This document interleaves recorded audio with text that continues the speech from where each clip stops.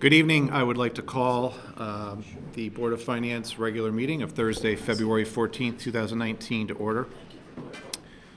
First item on the agenda is public forum. Anybody wishing to address the board in public forum?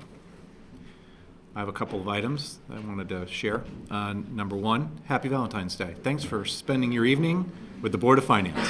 Very much appreciate that. Nothing says love like the Board of Finance. Feeling it, feeling it. We're all feeling it up here. You try. The second thing is, because we're going to have presentations this evening, we're kind of switching up a little bit where the Board of Ed and the Mary Jane and others will come up and present, so we're going to just flip it. So we'll be on this side tonight on presentations. And then I just wanted to mention that Ken Gammerman and I had a conversation today. He was not able to make the meeting tonight. He is on the mend again, but he is planning on being at all of the workshops and the public hearing. So he's doing quite well, and he shared his comments and notes with me that I will share as the meeting progresses. Item number 2, approved minutes of regular meeting for January 22nd, 2019. So moved. Okay, do I hear a second? Comments, corrections?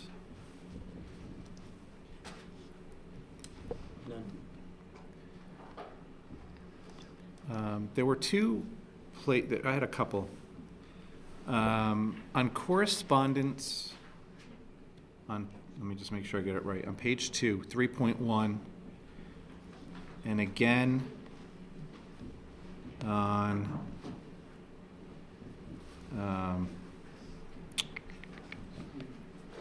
page 4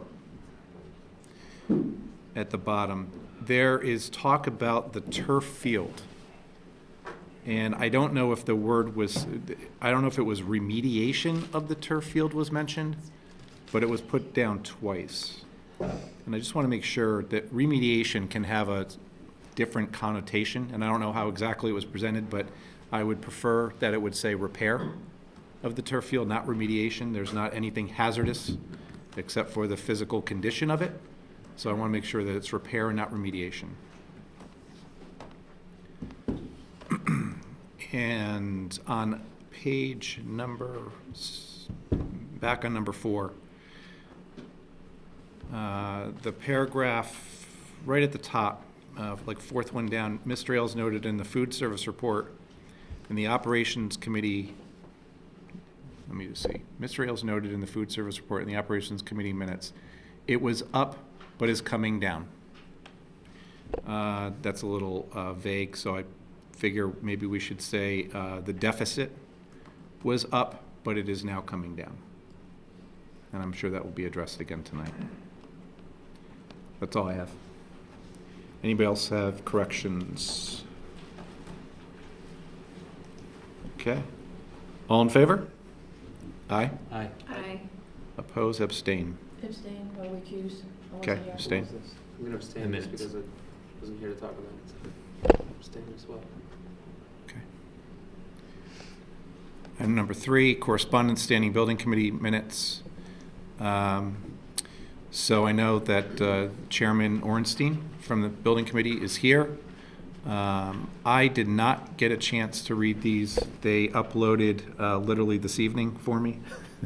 I didn't get a chance to upload the new material, so if anybody has any questions or comments that they want to raise, now would be the time to do so. I had a question. Veronica. On page, not numbered, 1, 2, on the second page, item number 5, there's discussion about JCI will credit the cost of the service calls by Air Dynamics, a credit of approximately $2,200. My question is, have we received that as of yet? I know these are dated February 5th, so it might be too early for that. Do we know whether we received the credit? I don't know. No, not sure. Is that something, Mr. Hoey, you would know about the credit received yet? We have not received the credit. We have not received it. I figured it would go through the town, so I don't know if Mary Jane or Matt. Okay. I was curious, Chairman Orson, will Yep. the Standing Building Committee play any kind of oversight role over making sure the turf field is repaired? We have not been involved with that to date. We hired an independent consultant who's been advised by the town of that. I assume that's going to continue. I have not heard anything yet. Okay. Standing Fields Committee has jurisdiction over that at this point. Okay. Is there anything else on standing building for February 5th? I'm sure that if there are any other questions, I might have a couple, but if I do, I'll bring them to your attention. Scott? All right. Know where to find me. Yes.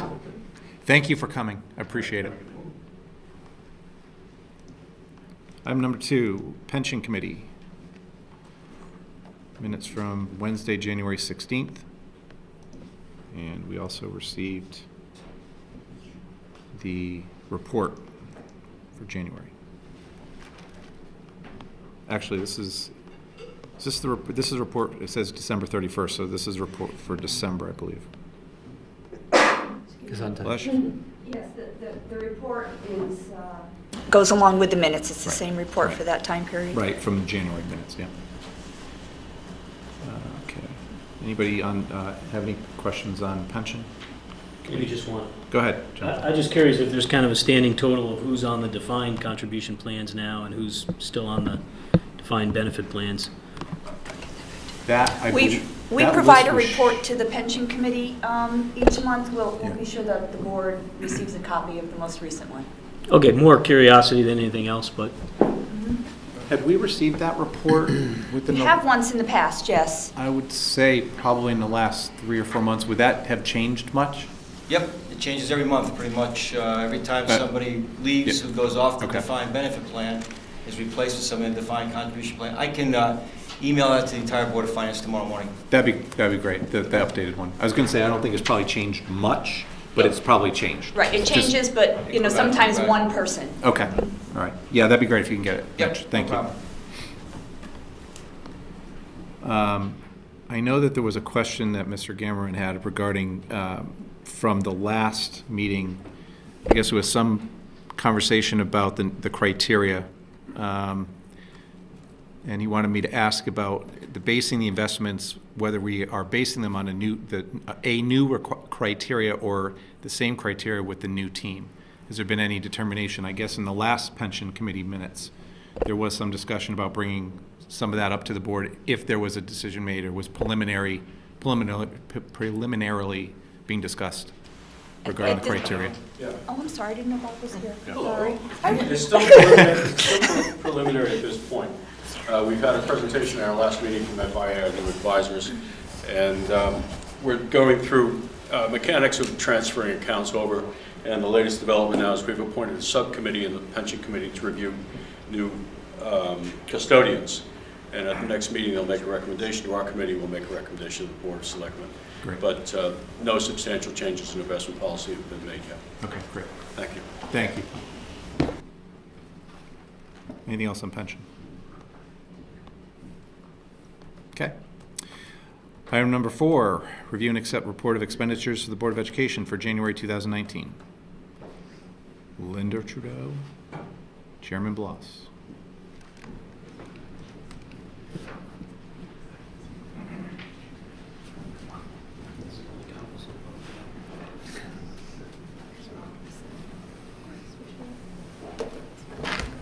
A little different vantage point. Yes. Yes, we'll just switch it up a little bit. Better view. The total of the non-salary payments is $2,829,882.78. There are just a couple of items to note, and then one relating to tuition we'll probably talk more about during the budget session, but we can do whatever you want, obviously. Here, you will note a couple of things on the warrant list. One is that there are a large number, relatively speaking, of outside repairs of the HVAC systems at several of the schools. There's a reason for that. Schools are getting old, and mostly it's original equipment. After the high school, the newest school that we have in the district is just under 50 years old. The others are between 60 and 70 years old, and of course, the old part of Adams is built in 1937. So we are committed to maintaining the buildings. We are committed to not building new buildings. But in order to do that, we have to take care of some of these items, that the internal structures of the buildings that are just wearing out. And I know there are a couple of bonding items that we're going to be moving, asking you to move forward with later, and one of those includes an overhaul of the HVAC system at Cox.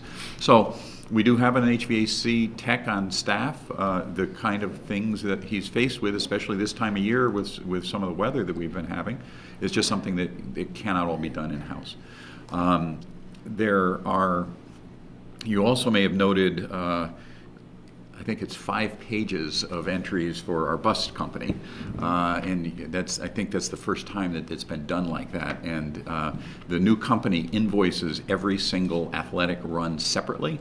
It seems inefficient to me, but that's the way they do it. Ms. Trudeau only writes one check back to them, so it's not 5 pages worth of checks. Most of the differences between this year and last year really relate to timing issues, with the exception of special education tuition. The private outplacement tuition is significantly higher than we budgeted, largely because, almost solely because of additional numbers of outplacements than we had budgeted for. The public school tuition is lower than we had budgeted for, just based on fewer of our students going to magnet schools and an educational center for the arts and a sound school and so forth. So we are in a difficult situation relating to the tuition line. That is something that we're monitoring, and we're going to try very, very hard to stay within our appropriated numbers. We have been able to do that, of course, for the last at least 20 years that I know of. So, but that is a challenge for us, and this is a very difficult line, obviously, because it's an expenditure that, first of all, when we're putting our budget together in January of any particular year, we're predicting what's going to be happening in September later in that year, or maybe in December or January or February of the year after. And then secondly, this, unlike any other line in our budget, this expenditure, I'll say, is fundamentally subject to oversight by the state of Connecticut and ultimately by a federal judge. And we just don't have, if an IEP, an individual educational plan, recommends an outplacement, the board doesn't have the ability to say, no, we don't think that's a good idea. There's no money for that. The way the law is written, we have to do it. And that we take that seriously. We take it is not only a legal obligation, but a moral obligation to make sure that equal opportunities are advanced for all of our students. But it is a very, very challenging item to budget for. We are going to propose in the budget that we put forward to you, proposing a significant increase in the budget for the tuition, and we expect, Mr. Scanziano is here, our new special pupil services director, so we expect that that's a reasonable amount, but it's a big increase over last year, but we think it's reflective of the history. So we'll answer any questions that you have. Questions from the board? Okay, I'll start. Just, Nope. Go ahead. No, go ahead. Go ahead. You first, Ken. No, I'm actually looking for something first, Okay. so go ahead. There were a couple of line items that Mr. Gammerman brought up in purchase services, legal services and insurance that were trending higher, about the 74-75% range. Legal services, legal, because go ahead. special ed. Special ed. And insurance? Mostly. There's some negotiations, but it's mostly special Okay. ed. And then on the insurance, is that just a timing issue? Yes. Okay. And there was one other item on electricity. Oh, I mean, that's good. Glad you mentioned that. That's it is going to be really hard to figure out what's going on with electricity until we get the performance contracting data back, because we have put our into the electricity line our entire payment for the performance contract for the installation of the hardware, if you will, the things that have gone into the contract. So there is going to be an increase, a substantial increase in the electricity line, but then there's going to be a decrease, we believe, in not only the electricity line, but the heat line, the gas line, and one other line. Well, it's, the gas and the heating Oil, oil are oil. all under heat. So. Right. So it's going to be very hard, frankly, to figure but it's going to be hard for us to figure from these lines what the energy savings is. Right. But we do have a consultant who is going to look at the data and tell us what the energy savings is, because if there isn't an energy savings, then the contractor is responsible for making it up. That's JCI, right? Yes, Johnson Controls, right. So don't be alarmed. There is $360,000 worth of payment in the electricity line. It's not electricity. But there's nowhere else to put it. So that's what the performance contracting number is? Yes. Okay. It was on page 3 of the warrant. It's Bank of America Public Capital Corp. It's $364,000. Oh. Oh, okay. Yep. I was a little bit curious about how the school handles their garbage. Maybe this came up before, I don't know, but the town is thinking about getting in the garbage business and getting a system that picks up barrels, and I'm wondering if there's any ability to help the school with their problem of picking up and getting rid of the garbage. We have a contract with a vendor right now, and I really don't know when it's up off the top of my head. But if the town wants to talk to us about going into joint operation, if there would be enough, that we're all Okay, all for I don't it. know if it would, Yeah. work, but We're finishing off the last year of the bid. It had an option for extension, and so I think we were going to be bidding it out for the next year. okay. Maybe it's worth talking to Fine. Park and Recs if they get some of this new equipment. Happy to do it. Yeah. You mentioned the performance contract, getting back to that just for a second. Is there a schedule, and this may be a question for Mary Jane, I noticed in one of the warrant pages, I think it was the town, went an $88,000 payment for the performance contract this month, which I don't remember seeing last month. I think it's the first time.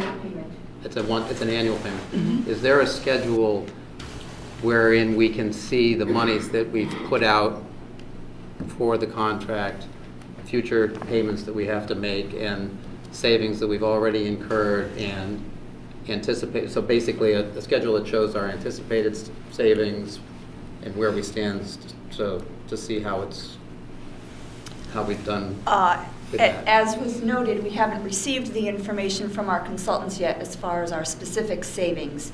We do have from the initial information as part of the contract an estimate of what those savings are.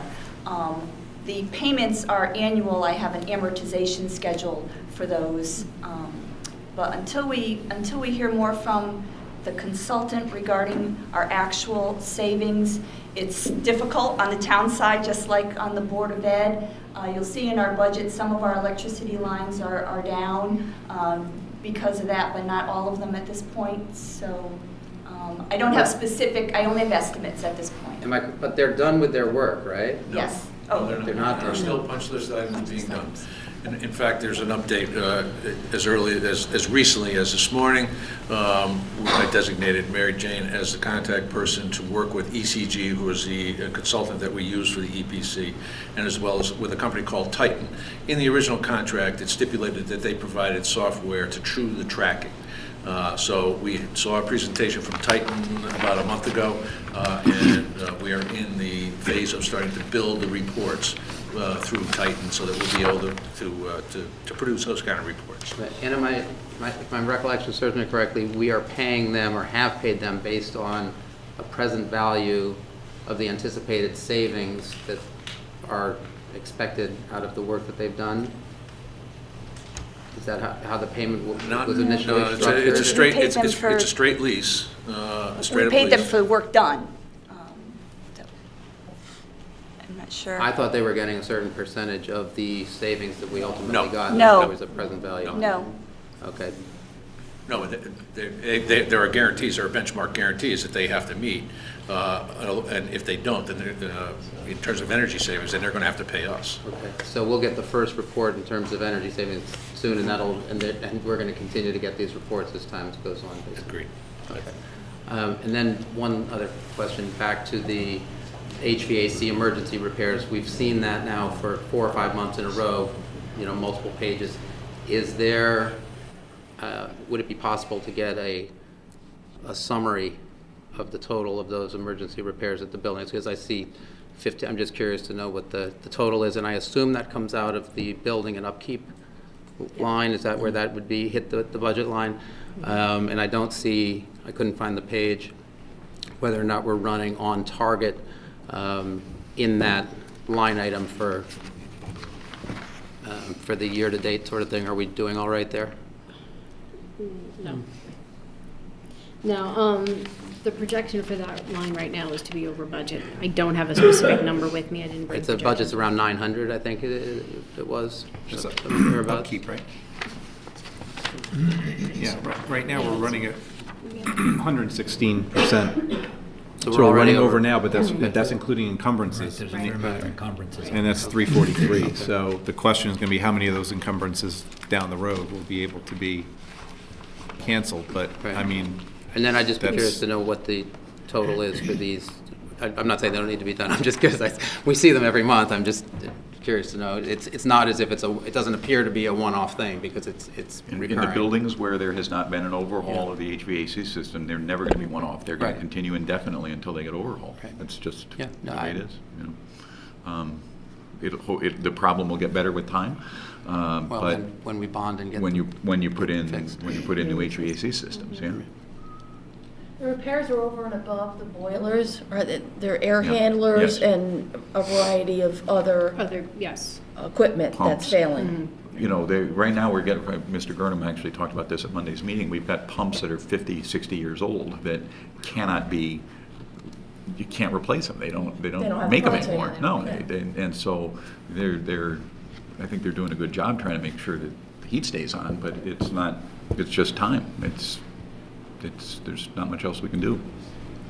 And then the other issue, I think at one point we talked about not having somebody in-house that can do this repair, so we are reliant on a specialist to come in to do the repairs.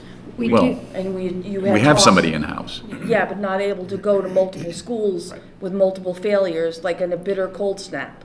right, so we have one person, but if we have failures in multiple schools. buildings, or there are some repairs where aerodynamics could come in with a couple guys and get it fixed in a day, Yeah. where it would take our in-house person a week to get it fixed. Yeah. so would it be fair to say that the high school and Lee, and I'm thinking Calvin Lee only because although now the time is ticking since Lee was done, it's getting up there about as age when it comes to HVAC. Those two schools probably are not requiring the level of repair that the other schools are. Certainly not the high school. Certainly not the high school, but I know LEAT was done about, Yeah, I think that was done 12, This 13 years month I ago. don't see But anything now I'm thinking about it, it was- seems like LEAT was done It's- yesterday when. It's Well, the Baldwin, Cox, Jones, Lakes. Adams. There's nothing on here for LEAT or the high school for aerodynamics. It doesn't mean there haven't been in other months. Right. So I So can, what I'm trying to point out is that there are certain schools that are not tapping into that because the systems are in fairly good shape. Right.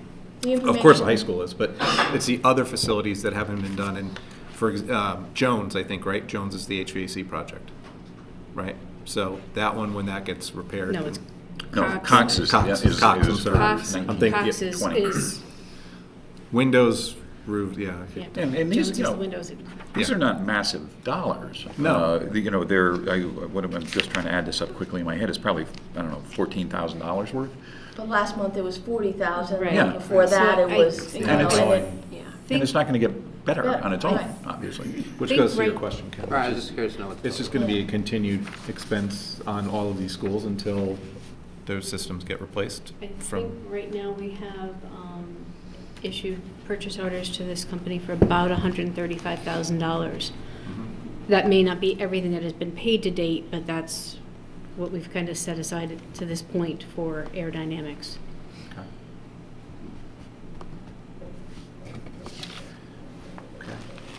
Linda, you may want to, just for future people reading it, you use 2018 instead of 2019. Yeah, Anything in I'm there? sorry, I have Okay. typos in the date on the cover memo. I apologize. If I could just very quickly on the warrant, because you brought up transportation, and it's just more of a clarification, just for my knowledge. There were two $217,000 and $219,000 payments that indicate type 1, 2, vinyl, VOAG, sound. It has a whole list. Are those payments are part of those are the contract, right? Regular contract. The regular contract, and then all the other one-offs are, that are smaller amounts, that are in the hundreds, but it's for the athletic transportation. And Mostly athletic. so the big numbers are for everything. Correct.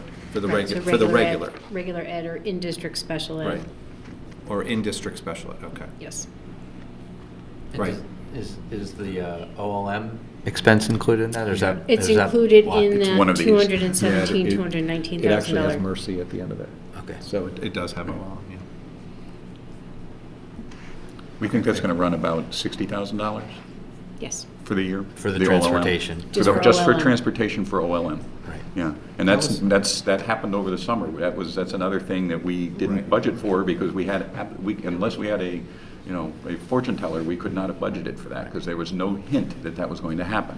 Now, but it's state law that we cover, and it's fine. We'll take care of it. But that's $60,000 that we expected to spend somewhere else. Not to get ahead of ourselves, but is that included in the upcoming budget as well? They have said that they're not going to be here next year Okay. in the fall.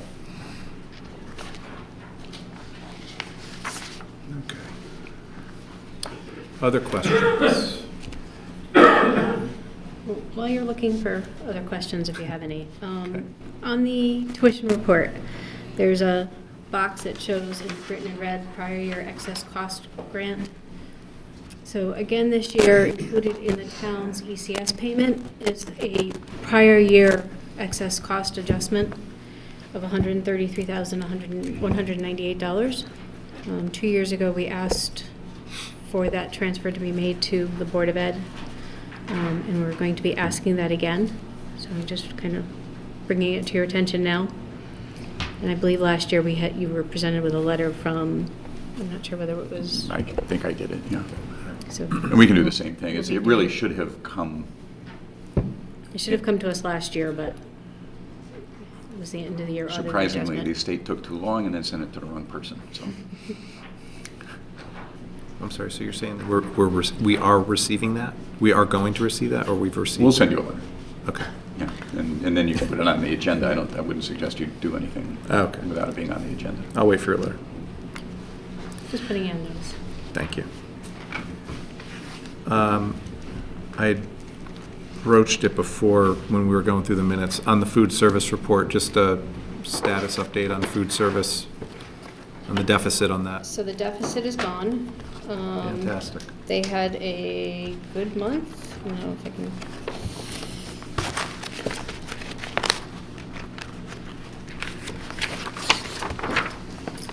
So for January, they made $15,000, which brought that deficit of $112. Erase that, so we're now $15,219 to the good. So they were making some changes that seemed to be working, Right? including a special Valentine's Day menu today for the kids. Heart-shaped chicken nuggets. Sure was a winner. Great, thank you. Anything else for Linda or Chairman Bloss?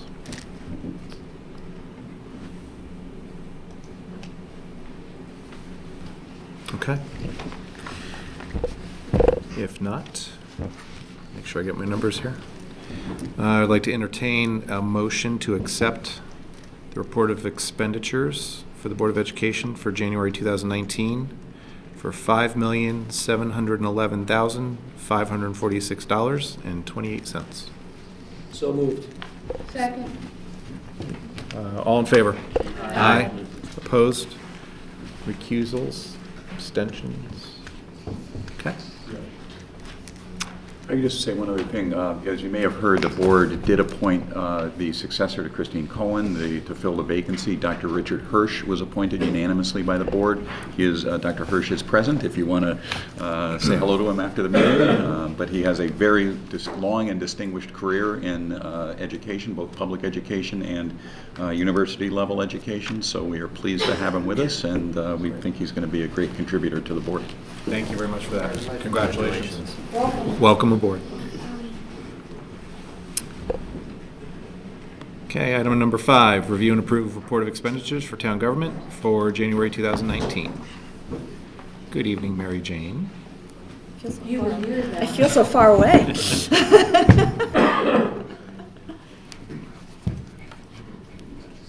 Okay.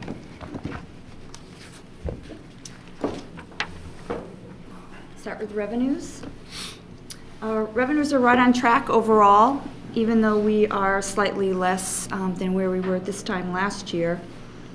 A number of our smaller revenue line items, such as natural resources, historic district, and planning and zoning, appear to be behind at this time. They're not large dollars, but altogether they do affect the bottom line. But these budgets fluctuate based on applications that come before them, so it's difficult sometimes to judge their activity. But hopefully, with 5 months left to go, they'll come back up. Golf revenue is still down, but large departments such as the police and the fire are tracking higher than prior years, so that is helping our bottom line as well. On the state revenue side, although I anticipate a deficit in the municipal stabilization grant based on what we budgeted, additional revenue in items such as ECS, again based on what we budgeted, will more than balance out our overall state revenue budgeting. So at this point, we seem to be right where we would expect to be at this time, and I don't foresee any issues. So is the 6.8 million remaining revenue, is that delinquent then at this point? Is all of that delinquent? February is, at the beginning of February is often a very high dollar amount of deposits because you have until February 1st to actually postmark your payments. So after February, it'll be a better indication of that. But this is through Jan 31? This is through January 31, correct. What was So- actually so put in the as long as it's bank. postmarked by the day after this, it's not delinquent. But Correct. if we don't get 6.8 million on February 1, if it didn't come in or if it wasn't postmarked, then it is, there's Then the rest a would lot be of delinquent, delinquent. yes. Your question will be a good one in March. Or a better one. It's still good. A better one. But I don't have a number at this point. Yeah, it seems high. Yep. Typical at this time, obviously. Well, it's a lot more than last year. It's more than twice as much. Okay. Anything else on revenue? Okay. Expenditures. Expenditures are slightly higher than we were last year, due mainly in part to changes in billing cycles for many of our larger contracts.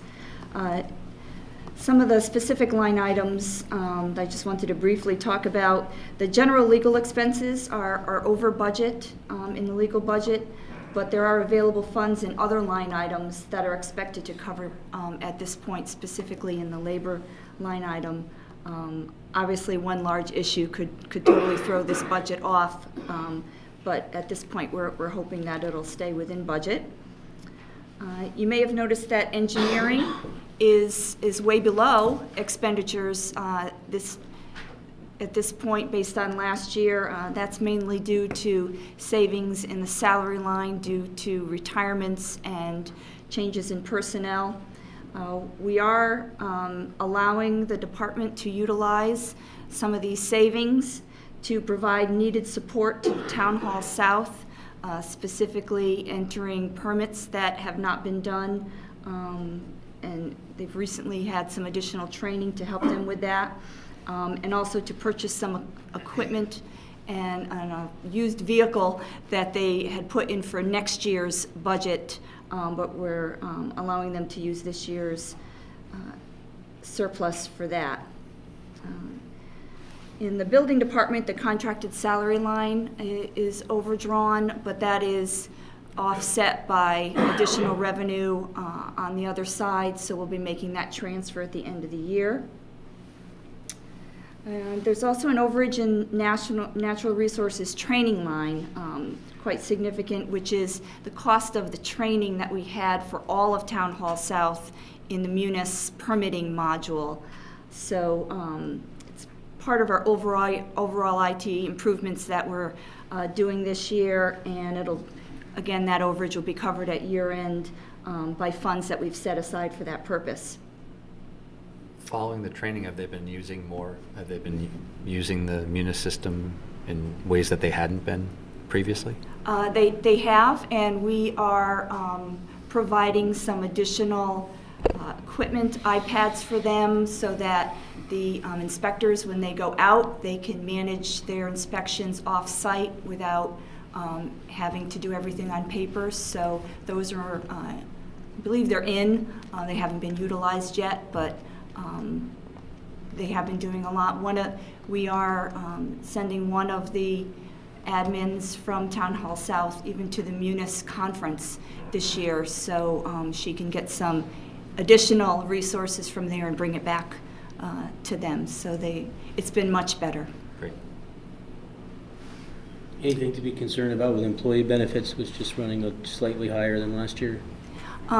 No, employee benefits is only higher, I think, because of the way we are making some of the payments early on, and some of them are more annual payments than monthly payments. Okay. There was a question from Mr. Gammerman regarding capital, the information systems technology being about $40,000 more than budgeted. I know I probably should have known the answer to this, but maybe you could clarify it. That has to do with some of the improvements that we have been making as far as the IT. So you approve the use of the reserve funds for IT. That's where we're actually making the expenditures. So at some point we will cover them with those with that reserve fund. Okay. That's just where we're plugging the expenditures for tracking purposes. The other thing in the capital I wanted to note is that is where we had paid our portion of the energy performance contract. We plugged it into capital just to get it done this year. In our fiscal 20 proposal, we are moving that into the town's portion as a debt payment. So if that is agreeable moving forward, we would move that payment to debt, but we have it in capital at this point. That would make sense. So It's going towards the debt, yeah. Yeah. No issue with that.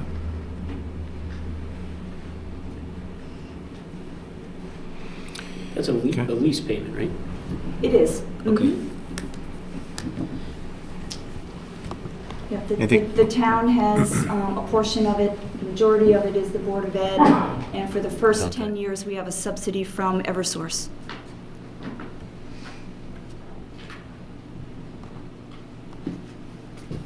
Probably have to get reminded every once in a while as that lease goes on, the numbers, and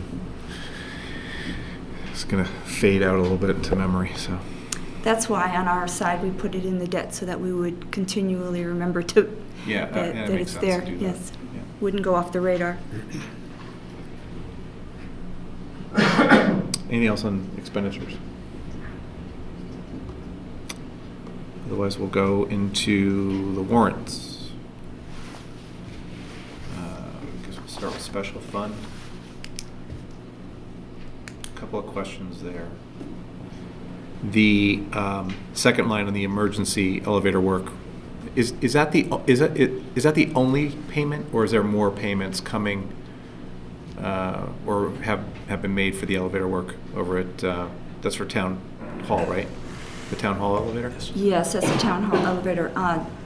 There is a purchase order out for that. To be honest, I'm not sure if that's the final payment What was or the not. budget? My guess it's not, Okay. All right.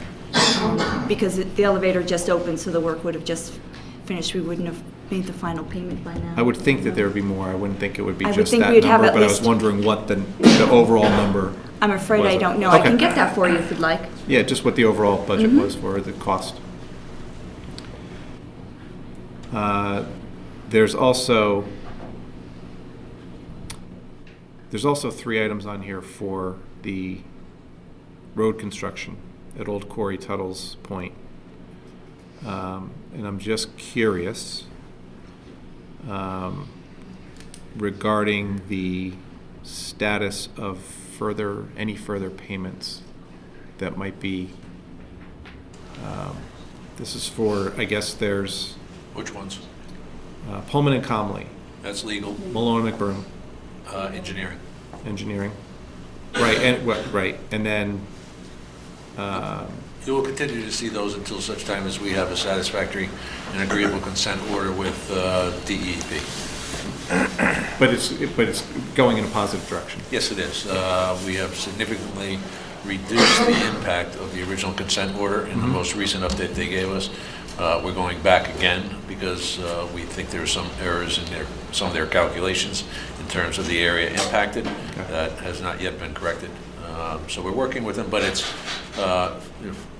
if you go back a year ago, it was pretty contentious, and Right. the tenor and the tone of the discussions has changed dramatically. Which was the impetus of my question, which was, are we, this isn't it, but we're in a positive direction. We are moving in a better direction than we were. Okay. Much better. Good. And there's also the Army Corps aspect Army of it Corps as is well. part of that as well, and it's, without going into too much detail, is making sure that we don't make unilateral agreements until we have some kind of consensus between the two regulatory bodies, that what we do on one side will count towards the other side. That's a little bit of a trick, but at this point, we're working most closely with DEP to get to the resolution there. And we'll use that and DEP as leverage with the Army Corps of Engineers. Thank you. You're welcome. Anything else on special fund?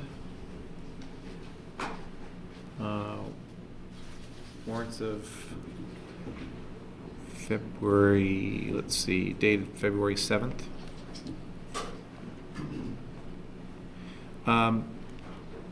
Out of curiosity, the property tax refunds, there were a number of them. Again, I'm just, as far as residual, do we have a lot more outstanding in terms of refunds from assessment or appeals? Or- The assessment appeals, the Board of Assessment Appeals hasn't met yet, so at this point, there's nothing specific from them. These are just standard ones, mainly. They're just all- standards.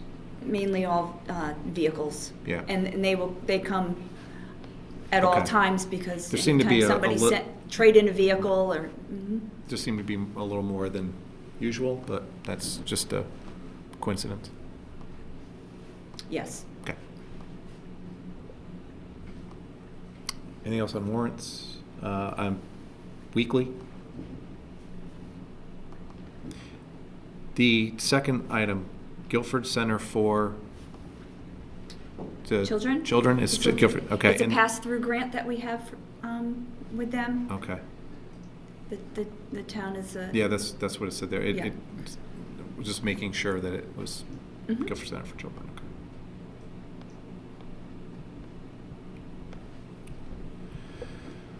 Okay. Okay.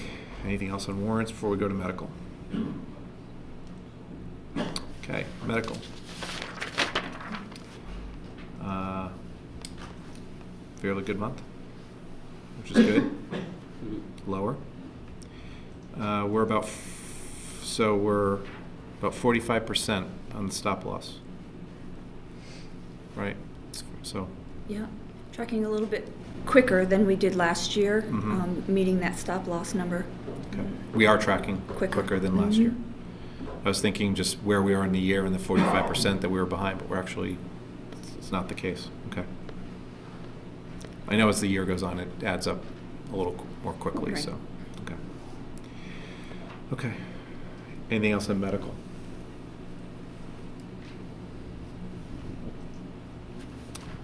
Okay. That covers everything. Anything else for Mary Jane? Okay.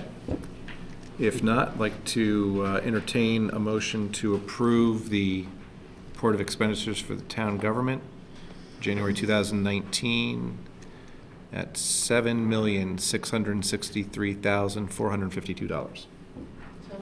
Second. All in favor? Aye. Opposed, abstentions, recusals. Great. Thank you. Thank you, Mary Jane. I was going to say, this is, okay, so Mary Jane, I think we're okay for this one. Item number 6, discuss and take possible action on recommendation from the Board of Selectmen on transfer from reserve for personnel to police civilians' salaries as a result of negotiated contractual salary increases. There were 2 memos here. We had received correspondence about this from you a couple weeks ago. Right, in anticipation of this, yes. Right, and so rather than, we've read the memos, I just think I'll read the second memo, and this was dated February 6th from our first selectman regarding it. The Board of Selectmen's meeting on February 4th. The board took the following action, voted unanimously to recommend to the Board of Finance the transfer of $6,284 from reserve for personnel to the police civilian salaries line as a result of contractual increases. If you don't mind, I'd like to put that in form of a motion. So moved. Second. Any further discussion on this? Okay, all in favor? Aye. Opposed? Okay, great. Thank you. And now we have hit the moment we've all been waiting for. Item number 7.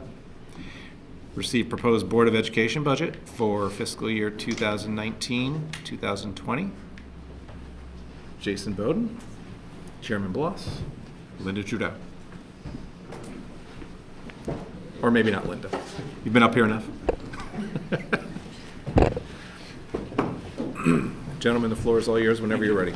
And just to let you know, Dr. Freeman would love to be here on Valentine's Day night, but he is actually at a conference out of state with the American Association of School Administrators, in which he has an officer position and is very active, and we're glad that he is active because he is, first of all, making lots of great contacts, but he's also bringing some information back to the district. So he will be here for the workshop meetings, though, so other substantive questions about educational policies that we can't answer, I'm sure Dr. Freeman can. So Mr. Bowden is going to do most of the talking. Good evening, everyone. Good evening. Linda, first slide. When we begin our budget build every September, we start by reaffirming our commitment to our guiding principles. And the first item we review is our vision and mission. This is a slide you've seen for many years now. We then move on to our district priorities. Next slide. And then align our district priorities with a series of initiatives. And I'm moving a little quickly through this because the next slide will kind of tie this all together. But if you look at the first 3 slides in the presentation, you'll see a common theme and alignment that runs through not only our school system, but drives our budget process. Our budget assumptions this year are based on these following items: that we provide a safe and healthy school environment, we maintain a focus on instruction and learning, and that this focus supports environments that foster social and emotional wellness for our students, that deepens the mastery of our high-leverage instructional practices, strengthens our professional learning community structure, and supports STEM and implements a new science curriculum. We strive to extend and improve all opportunities for all of our students while being innovative in using our personnel and other resources to further our student learning and meet both our federal and state mandates.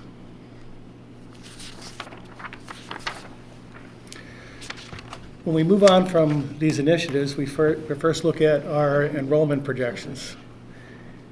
If you look at this list, you'll see that for next year, we are anticipating that we will be down 59 students. This slide here shows the green line being our actual student population through the years as compared to a population study or enrollment study we had done several years ago in the red. What's important to note here, and I know it's hard to read from your seats, if you go back to that, Linda, please, that our actual student population, as noted in the prior slide, is 3,232 students. We were projected in the study years ago to be at about 2,889 students. Now this is important because, as you've noticed in some of our surrounding towns, our student enrollment is not falling at the rate that some of our neighbors' populations are declining.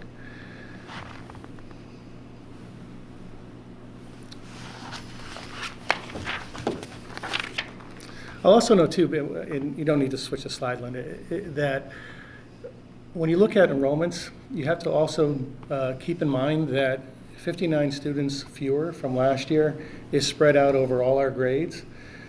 So even though we're seeing a approximately 60 student decline, it doesn't have very much of an impact on the numbers of our certified staff that we could either decrease or reallocate throughout the district. It's when you're looking at a small amount like that, it makes that more of a challenge.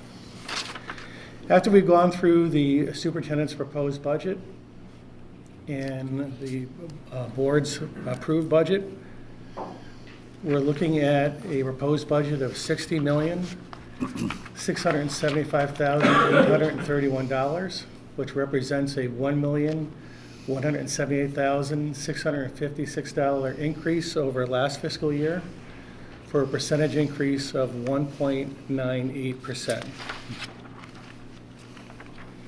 Bill, you want to talk about the history of our? This is, I think when Dr. Freeman brought his proposal to us, he was at about 2.47%. That was actually the lowest that he had brought to the Board of Education. And then what the Board of Education has moved forward is that over the last, counting the last 3 years of approved budgets, this would be 4 years in a row of budgets lower than 2%, which is currently the rate of inflation is a little more than 2%, but we feel comfortable with bringing this proposal to the Board of Finance.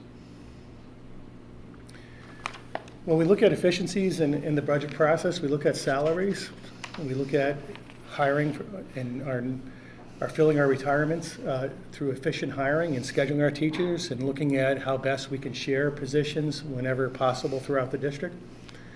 I'll note that on our medical benefits line, we are, and you'll see in a subsequent slide, that we are below our 14-15 levels, and that we're always looking at how we can best utilize our supplies and materials by comparing what we need to the amount of students we have enrolled in our district. Now, as noted in the prior slide, this really represents the hard work that has been done by not only the Board of Education in their negotiations that we had over the last several years, but also the work of the town in their negotiations, in that we've moved all our bargaining units to a high deductible health plan. And as a result, we've come down in medical costs to a low of $9.3 million for this year, which you'll see is lower than the 14-15 spend. Well, and almost $1 million below only 3 years ago. This is a tremendous change. You know, it wasn't that long ago that we were in a very bad place in terms of medical benefits. We were talking about fear that we were in an underfinanced situation for a long time. We were running a significant deficit. There was an accrued benefits, accrued cost line that just we didn't have enough money to pay. We were able to make that up over time. And now with the changes in the plans, which I have to say also, the various bargaining units have been exceedingly cooperative in this. They've recognized that this is what is happening now in the public sector, the high deductible health plans with the health savings accounts, and it has brought our medical spending into a much more reasonable position. And that was not done by a binding arbitration. That was not done by threats. It was done by collective bargaining, and it worked. Next slide represents budget by location. You'll see that there are slight increases throughout our schools across the district, with some reductions in various areas.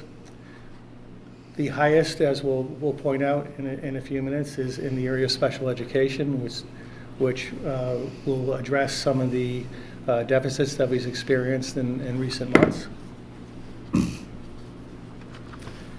Our cost drivers are simply two items.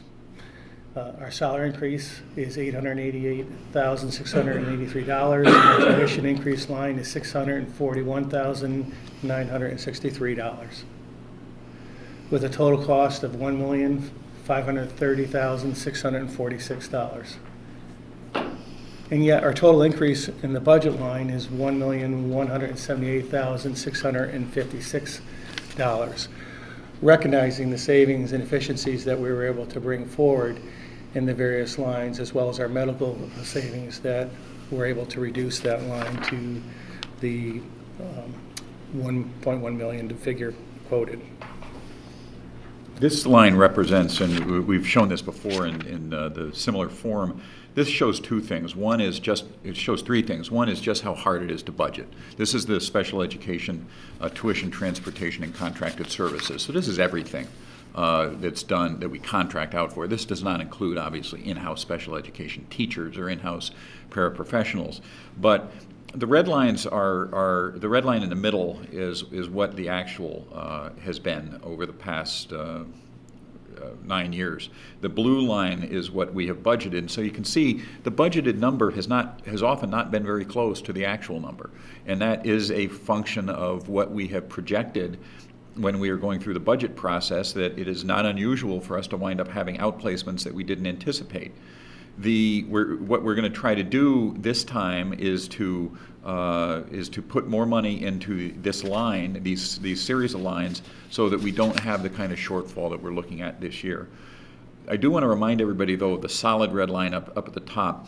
We have made a commitment to trying to do as much in-house as we possibly can. As you remember, we set up this very specialized in-house autism program, and it's now moving up through the grades. And we are confident that that has kept some number of children from being outplaced at a much higher per student cost than in-house. So this is one of these items that not only parents are happy because their children are staying local, the children are happy because they're able to spend time with their peers, and we're happy because it's being done at a lower cost and we believe a higher educational quality. So it has been a tremendous success. We have no second thoughts about it. It has worked. Mr. Trudeau, can you go back to the cost drivers again? I want to actually point out something in regards to salaries that are pertinent to this year's budget. On the salary line, it's important to note that we are in the third year or the last year of the teacher's contract. And typically in contract negotiations, your highest percentage year tends to be backloaded into the contract. So we're into that portion of the contract cycle. We also want to note that we did lose $130,000 this past year in Title IV grant funding, which covers some of our salaried positions. So $140,000 of that line is the loss of a federal grant that they just aren't funding anymore. It's not that we did anything wrong, it's just they aren't doing it. They're not giving us any money. That was 130. 130, I'm sorry. Also, even though the board has taken into account some retirement savings in each of the past couple of years in our budgets, you also have to know that the offset for that sometimes is we're obviously hiring younger staff members. And as they move through the salary structure in the contracts, they're moving experience, which means they're getting incremental raises, and there's a portion of the contract that gives them an additional salary for degree status that they have. So the cost of having younger teachers moving through the system is the percentage increases can potentially be slightly higher than what we've had in the past with a very veteran staff that are at the maximum of the contract that already have their degree statuses, that those percentages don't change as much. So I just wanted to point out that those are some of the drivers behind that salary line, the three primary factors. Thank you, Linda. Dr. Freeman notes every year that we do not present a status quo budget to the community. We're not intent to be satisfied with where we are. We're always striving to improve. And this budget, we firmly believe, invests in our continued improvement. And we intend to improve our performance and expand our services from one year to the another. Our investments this year are in three primary areas: in professional learning and student voice, and continuing to support small class sizes across the district, the International Baccalaureate program at the high school, and our special education capacity in each building throughout the district. There's an increase in this budget of $25,000 for professional development. I'll note that this is for two particular areas: to support our curriculum and instruction and assessment leadership transition this year. As we've noted at prior meetings, one member of our administrative team, a very valuable member, Dr. Keene, is retiring at the end of this school year, and we're in the process of hiring for a new associate superintendent or assistant superintendent. And we want to ensure in that transition that not only the individual who takes on that position and is awarded that position has the means to continue the professional development that we have supported in the district throughout the many, many years. The second item is to support social and emotional wellness of our students, to provide a safe and healthy environment. You noticed that was one of the through lines in our opening slides. We've also provided opportunities, further opportunities for our students at Guilford High School that Dr. Freeman has advocated for a Congress of Clubs that would promote student leadership across clubs and activities at Guilford High School. It also involve in some potential learning opportunities at the state level with other high schools that are addressing and promoting student leadership and voice. The second item that the board approved in their budget was a $10,000 allocation for art clubs at the elementary level. You'll note that we had at many of our public meetings several members of the community coming out advocating for art instruction or more art instruction at the various elementary schools. This will provide for two individuals, it'd be stipends for two individuals to provide art instruction after school hours in the club format. If you look at our staffing for this year, you'll see that that also is fairly flat. We have no administrative changes other than filling Dr. Keene's position. We have reduced a 0.5 PE district-wide position. We have increased one section of math at the high school that was requested by Mr. Vicente due to requests of course enrollments, for a net total of a -3 FTE in that area. We have reduced a special ed para at Guilford High School, and there is an additional para that had been added last year during the school year after the budget process at Guilford Lakes that was unbudgeted, so we need to account for that in this year's budget. So that is a net of 0. So our overall staffing impact for this year is a minus 3 FTE across the district. 0.3. 0.3, I'm sorry. Thank you. Mr. Boss, would you like to? Sure. talk about the bond? We do have a bonding request that really follows up on what I was talking about earlier. The Cox HVAC, we're asking for a bonding to replace the system. It is original equipment from the building, and it's just time. We just don't have much of an alternative to that. And then at Melissa Jones, this would be replacing the windows, I think primarily in the 1971 addition to Melissa Jones, but those again are original equipment windows. Some of them are well past their useful life, and there is also a need to remove. Some of them have PCB in the caulk. Somebody in the 70s thought this was a great idea to put PCBs, presumably that was like at a meeting with people who knew what they were doing, but in any event, PCBs were added into caulk because it made it more flexible, apparently. And so almost every commercial window built before 1970 probably has PCBs in it. And so, and they're not harmful. They're in the caulk, and so it's not like the lead paint problem. But they need to go. And they're old windows, but because they need to be treated in a different way, removed in a different way because of the PCBs. So we're asking for $1.5 million for that, and then for architecture and engineering for other future projects, so we can move a little more quickly on some future projects. So the total bonding request is just a shade over $3 million. Our focus this year, as it's been in the last 2 years, is continuing and building upon the successful work we've already begun.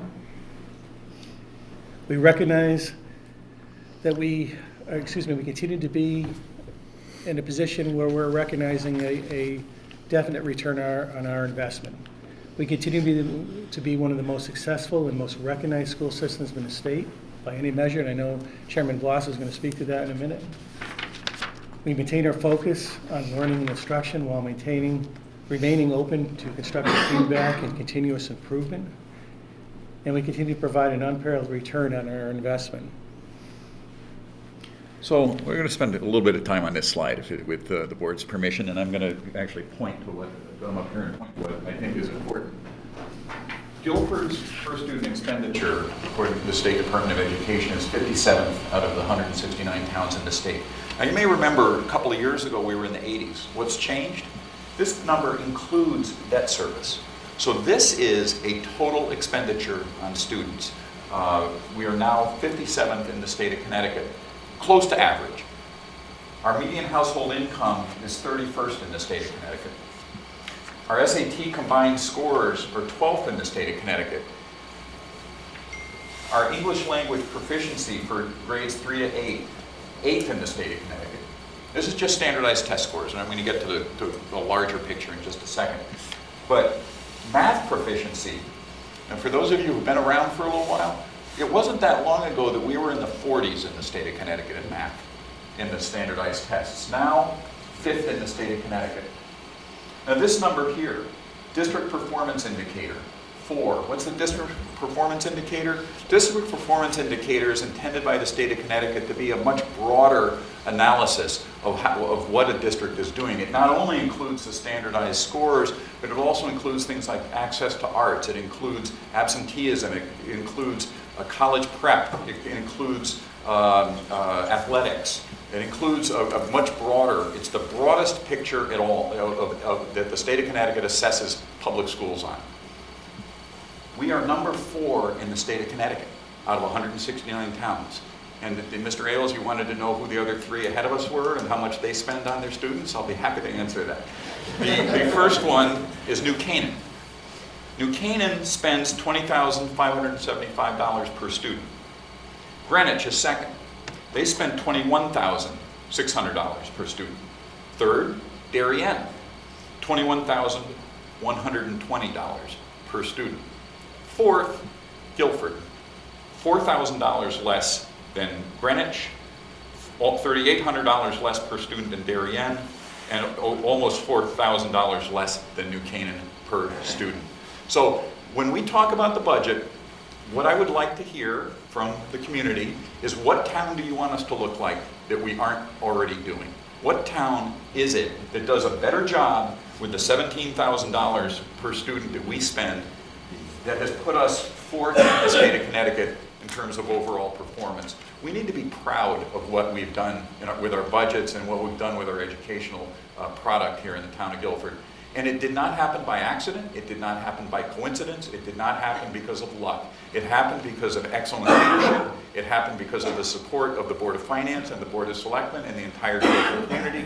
It's happened because we have a great faculty that's been trained and has done excellent professional development. It's happened because we've adopted the right curriculum. It's happened because we have good materials. It's happened because we take care of our buildings. So this happens because of what happens here tonight and moving forward with the Board of Education budget. So that is the extent of our presentation, Mr. Ailes. So if there are any further questions or comments, we can talk about it tonight or next time. Thank you, Chairman. Thank you, Jason. Appreciate it. I know we're going to have a lot of time to ask questions when we get to public hearings and our workshops.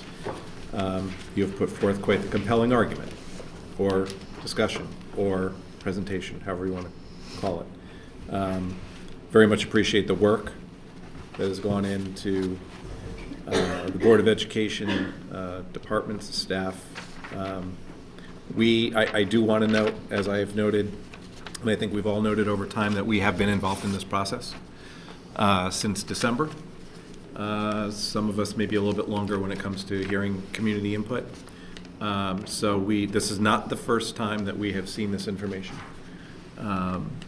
So we have been involved, and again, we've got the information. We have the Board of Ed's presentation now that came from the base of the superintendent's budget, and we're going to be taking obviously a look at that, and we'll develop our questions and have another presentation, then we're going to hear from the town in a moment, but there'll be another presentation, probably same presentation, or one similar to it, maybe with some additional information if you so choose, at our Tuesday, March 5th public hearing. So if there's any questions that are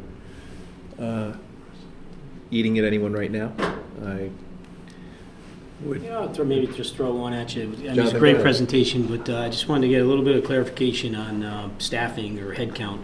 Is there going to be increases in the number of paraprofessionals? I thought we did have some new paraprofessionals that may come on this year. And do you want to talk about the change in that line over the last? Why don't you come up here, and why don't you have a seat over there?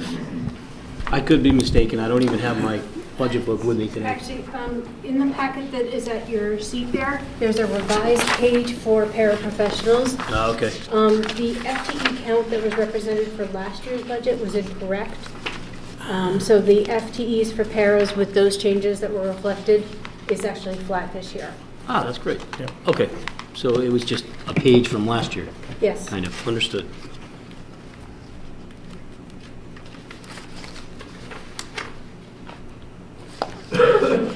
We don't want to go into detailed questions now, right? Let's keep it moving, and we can do this another time, because I've got lots of... That was the only big one I had anyway. Yeah, what we're going to do is, like I said, we'll have plenty of time to ask questions. So, but tonight, I know we want to get through, you have the town present, make their presentation, and then we have a little bit more, actually, we may just have old business and new business left, so. But don't want to try to maybe refrain from going to a second tape, but I doubt that'll happen. Sorry, Mike. Thank you. Thank you. All of you for all your hard work. Thank you. Okay. I believe it was item number 8. Receive proposed town budget for fiscal year 2019-2020.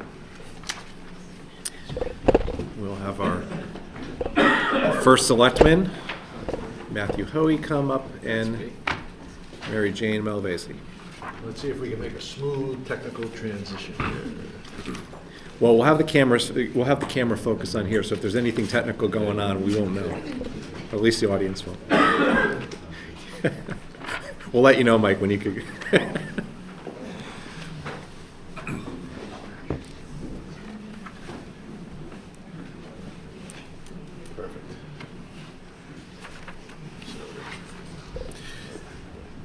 And the floors are all yours. Floor is ours? All yours. Floor is ours. Yep.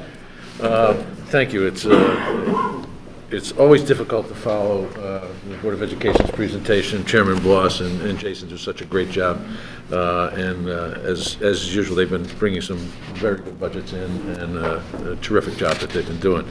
So on behalf of the Board of Selectmen, I would like to recommend our budget that we arrived at unanimously. The second year in a row that the budget has come to you from the Board of Selectmen unanimously. I will say that there was some healthy discussion, give and take, push and pull through the process, particularly the workshops that we had.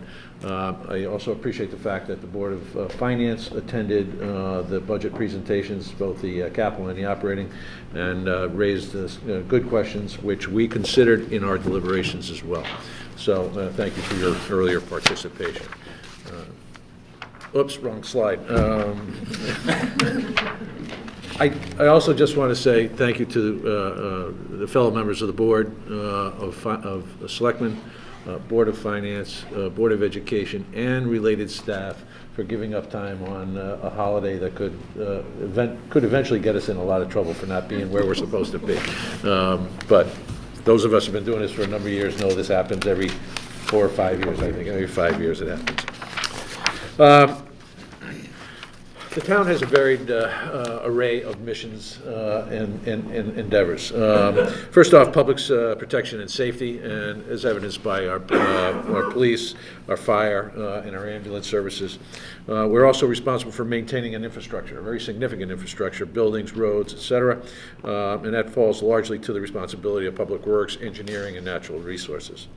There are a substantial number of town services that our citizens have come to count on and rely on, and I'll just mention a couple: the elderly tax relief, the services through our land use departments, youth and family services, our outstanding senior services that are offered through Park and Recreation, as well as Tammy's work in social services. All this adds to a quality of life in our community, which is enhanced by the quality of some of the programs. Our library is, where's Sandy? This is a kudo to Sandy and our current director, Rob McCall, regarded as one of the best in the state of Connecticut. Similarly, our Park and Recreation Department is innovative and also regarded as one of the premier programs in the state. Unfortunately, what we're seeing there is we're getting a lot of young park and rec or recreation majors coming through into some of our entry-level positions because they get such a quality experience here and learning to be able to move up the ladder at other communities. We're about to lose a couple of young program coordinators. One of them, I think, is getting a promotion to a job in Fairfield, the other one somewhere else in another large community.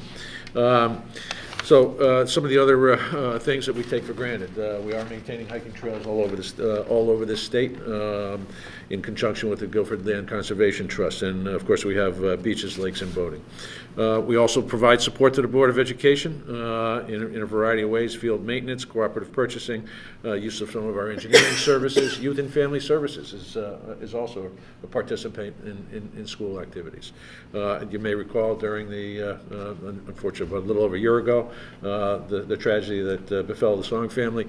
Our Youth and Family Services was on site, on school grounds the very next day. Lastly, economic development, and while we haven't seen much of that over the past years, you're going to see, or you're probably already aware, we did see some grand list growth this year as a result of some of the projects that have been going on, and there continue to be shovels put in the ground in terms of new housing complexes, condominium complexes that had gone dormant, as well as some apartments. So that's primarily the way we provide services to this community. While we were going through the budget process, we had some objectives and key factors that we feel are important.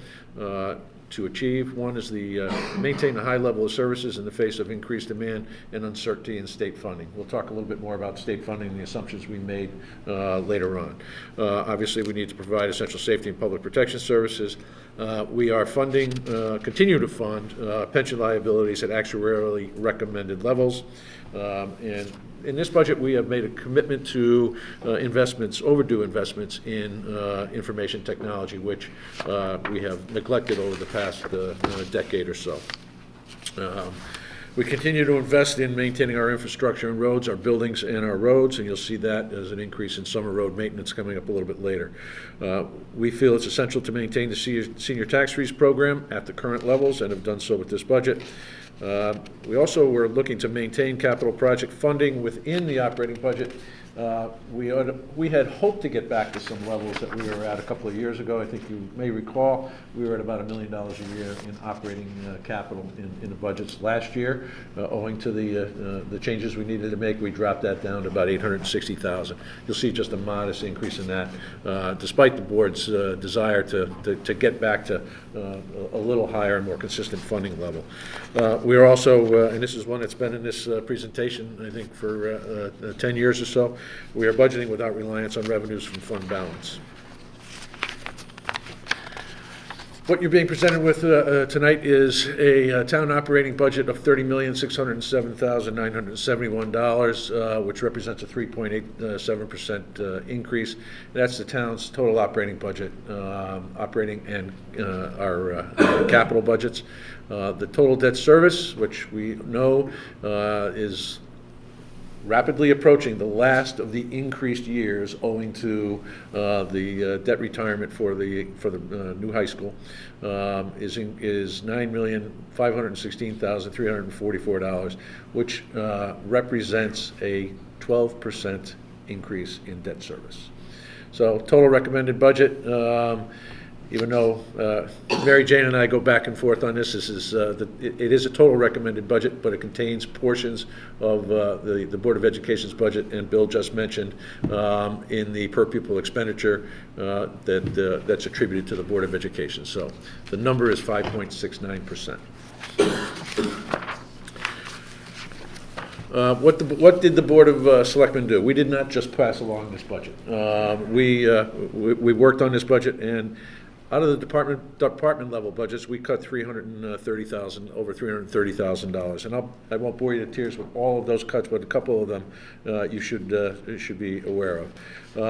We decided not to add the additional IT resource on the town side, largely because you'll see that we are asking for an additional resource on public safety, which will become a backup for the lone IT resource individual that we have. We also took out some money from the golf course. We took out $23,000, largely because we felt that we were going to flat fund them with only contracted salary increases, because we're at a point where we need to do something about the golf course. The deficit between the operating budget and its revenues continues to expand. We're now somewhere around $130,000 in the negative on that, and the Board of Selectmen feels it's time to do something. So we've committed to putting together a committee, hopefully to be representatives from the Board of Finance, the Park and Rec Commission, as well as the Golf Commission, to come up with a long-term plan for alleviating that. That could include going back out and looking at private management of the course. It could also look at rolling it underneath Park and Recreation if we continue to operate it as a golf course. So we decided to flat fund that, with the exception of the contracted salary increases. Both police and fire departments' budgets were reduced on replacement salaries, which is always somewhat of a gamble, but we felt that based on the last couple of years, we'd be able to get away with that. We also eliminated $25,000 from the health department.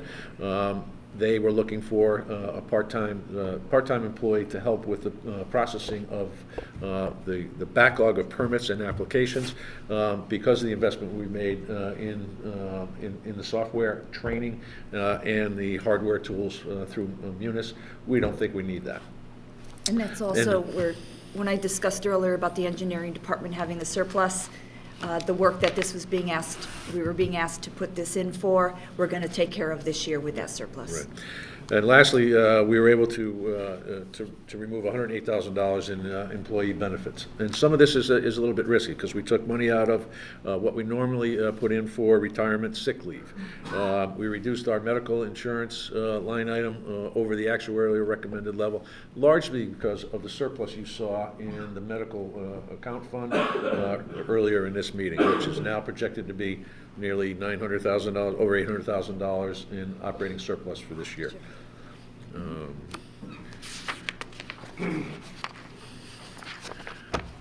Where are our increases? Our increases are in current salaries, as you can see, 1.65%.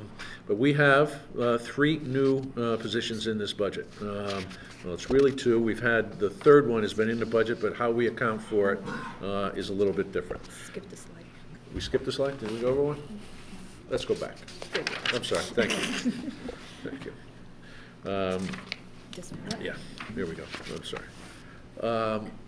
Total salaries as a component of our budget breaks out the following ways: salaries, employee benefits, and all other operating expenses. As you can see, salaries represent $421,000, a little over $421,000. Employee benefits $308,000. For a total of $729,000. All other operating expenses are at $404,000. What I want to point out is last year when we made a presentation to you, we proposed a budget that included increases in total salaries and employee benefits, but a decrease in operating expenses. We reduced the balance of the operating budget expenses last year by $240,000. I think it was $239 was the number, and that was prior to the cuts that were imposed by the Board of Finance. So the capital line item, as I mentioned earlier, grew a little bit, not to the degree that the board was hoping to. And as you can see, the debt increase is a little over $1 million. Where are some of these increases coming on the total operating expenses? Information technology. You've heard us, we're continuing to make investments in information technology. The legal line item is up by over $60,000. I think it's $72,000. And a lot of that is related to the 5 labor contracts that we anticipate negotiating over the next fiscal year, in addition to more realistic budgeting based on what we've been spending on other regulatory and general legal matters. We also are increasing our spending in natural resources. For too many years, we've been saying the tree line item we can play with. We finally started to budget that line item a little more realistically. We're going to be over in the tree line item again this year, so we invested more money there. We also put back $60,000 in summer road maintenance. If you take a look on your documentation, you'll see that 3 years ago we started to whittle away at what we're spending on summer road maintenance. And last year we did the least number of miles in chip sealing and road rebuilding than we have in probably a decade. So we'd like to reverse that. One last one, we had a $24,000 increase in fire hydrant rentals, which we had no say over. The water company passed that along, and every municipality in the state is facing that. So that's an idea where some of those are coming in. Although I will note that there was a reduction in that budget based on the original estimates that were given to us. Right. So that budget did come down from what we originally proposed. Right. Could you just repeat the first one that you mentioned on the increases? The information technology? Thank you. It's about $25,000. I also want to talk for just a minute about the employee benefits, and I share the same sentiments that Jason and Bill do, that having moved to the HSAs was one of the best things we could do for our community, particularly in terms of consistent and consistent budgeting. We have seen similar effects from the move to the HSA accounts. I mentioned that we're projecting right now a surplus of over $800,000 in that line item. Whether that holds true or not, holds for the balance of the year, remains to be seen. But one of the things, we saw an increase. The Board of Education saw a substantial decrease this year. We saw a substantial increase of over $400,000 in medical accounts, for medical payments for our employees. for a couple of reasons. One, we had 11 new employees come on and take the healthcare coverage that we offer. And the Board of Ed had a drop of 31. So the way we do allocation between the Board of Education and the town is we have a total number of contracts, and whatever percentage of those total number of contracts between the two entities is applied to the projected cost from our insurance broker, our insurance consultant. So while they saw a decrease, largely because they have 31 fewer employees, we now, on the town side, are carrying 25% of the cost as opposed to, was it 17 to 18% over the last number of years. So good news on one side, not so good news on the other side.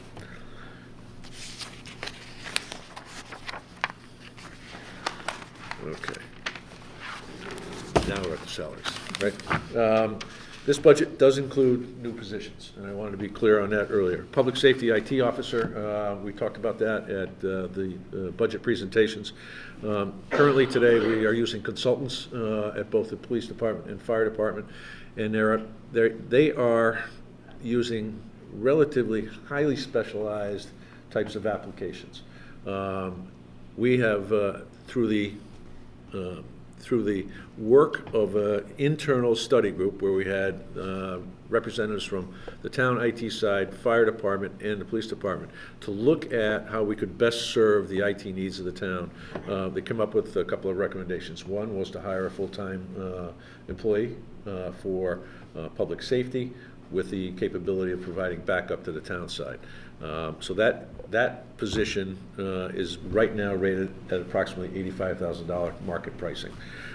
However, it is being offset by consulting dollars that are being spent to the tune of about $65,000 between the police department and the fire department today. Park and Recreation, I think you guys are familiar with the presentation. We are planning to move towards our own garbage collection services for a variety of reasons. One, this is the third contract in a row that we have not been satisfied with the performance of the contractors. And these are different companies. On many occasions, I'm sure some of you saw it during the summertime, garbage not having been collected, and also not having the luxury of moving the schedule. So if we had an event on a Friday night down on the green, garbage wasn't getting collected until Monday, unless they came out and they paid for a supplemental pickup. So the Park and Rec, I thought it was very innovative proposal, has come to us, and they're looking for the purchase of a vehicle, garbage collection vehicle, and an additional staff member. You may recall that over the past couple of years, they've requested another maintainer based on the amount of work they have to do on fields throughout town. So this accomplishes a couple of things. One, we'll be able to use the new individual to do garbage collection, which is anticipated to be at least 2 days a week, and the balance of the time will be used as a field and general maintainer, which also includes doing snow removal, parking lots, sidewalks, etc. So that position is in the budget. It also has an offset. The projected cost for garbage collection this year is about $45,000 based on quotes that Rick Maynard got. That's offset a little bit by the tipping fees that we anticipate having to pay at our transfer station, somewhere in the neighborhood of $8,000 to $9,000. So there's an offset on both of those. Then the last is Youth and Family Services, and I'd like Mary Jane to talk about that a little bit. Youth and Family Services, although we're presenting it as a new position in the general fund, is not a new position at all. It's a position that since 2011 has been funded through the Drug Free Communities Grant. Part of the requirements of that grant is for the town to demonstrate sustainability of the program, and not just the program, but the program coordinator that is hired through that grant. So to work that into the budget, we have started that person into the budget next year as a full-time position, offset by almost 90% of it through the grant still. But at some point the grant will diminish away, and the it would then become the town's responsibility. So based on Lynn Landry's recommendation, instead of waiting until the ball hits, that we no longer have that funding, we're starting to put it in now so that hopefully it'll ease into the budget easier. So although it, like as I said, it is not necessarily a new position, it's just where the funding is being placed. And this is a 10-year grant program that we're in. I think this is year 8, so we have 2 more years remaining on that. And we've built programs around that. So if we don't retain this individual at the end of that, there will be programs that will be dropped, which have become critical to Youth and Family Services. Thank you, Mary Jane. I just briefly wanted to talk about the increases in employee benefits. We've talked about this. Our pension plan contribution is funded at the fully actuarially recommended level, which results in a 4.7% increase. Medical benefits, I've explained the increase there, but that accounts for almost a 9% increase in our cost in providing medical services, medical benefits to our employees. Some of the increases in the operating budget, and I'll just touch lightly on a couple of them. Communications is largely a result of the full-time IT salary, as well as increases in cellular and general telephone expenses. Employee benefits, we've talked about that. Fire, salary increases of $134,000. However, that's offset by a reduction in the replacement salaries. The Board of Selectmen asked for and got an additional $20,000 in reductions in replacement salaries after the department had recommended a cut of about $20,000 over previous years. And that's a result as the staffing changes based on the new fire station, manning of the fire station in North Guilford, and their staffing patterns of not having to replace individuals when they send the first ambulance out, because they will still have 8 employees, which is the IAFF recommended staffing level for the town of Guilford. Legal services are up largely. Salaries, the first part is salaries on a new contract for our in-house attorney who has picked up additional responsibility and more hours, primarily around regulatory matters. Up until earlier this past year, all the regulatory filings were handled by their various departments. That is now being concentrated through a single point of contact.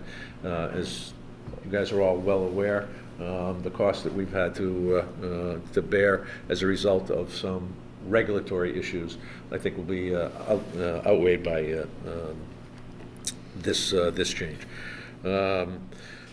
Park and Rec obviously is the salaries and the new part-time, the new position there. Police is largely in salaries. Public Works is in salaries and summer road maintenance. We did have some reductions in the operating budget. They're not substantial, but they are there, and those are largely almost exclusively the result of changes in staffing. And we've been able to bring in replacement staff at lower rates than those who had been previously there. And that's in town clerk, finance, engineering, and the assessor's office. Capital budget. As I said, capital budget is relatively flat, and the distribution is relatively consistent with previous years. Engineering, we're looking for money for Goose Lane reconstruction. That would be our portion of the Goose Lane reconstruction, which is part of lot SIP funding. We have secured state through the South Central Council of Regional Governments. We received the commitment for the reconstruction of Goose Lane. This is our portion of it. We also continue to fund sidewalk repairs and replacements. Fire department is largely equipment, hazmat equipment, air pack cylinders, hoses, and stretchers, things that have usable life that have been exceeded. The waste transfer station, and this is an interesting one. I've been at this for a long time. I'm not sure the last time we made any investment, capital or otherwise, at the transfer station. As a result of some preliminary site and feasibility work, Janice Blazak has identified some substantial needs.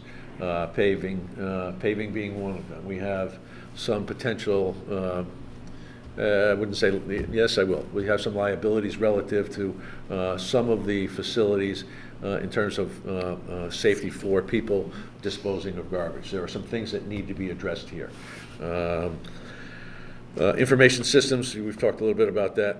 At the library, we're talking about roof enhancements, paving the parking lot on that small portion of the back part of the parking lot, and information technology.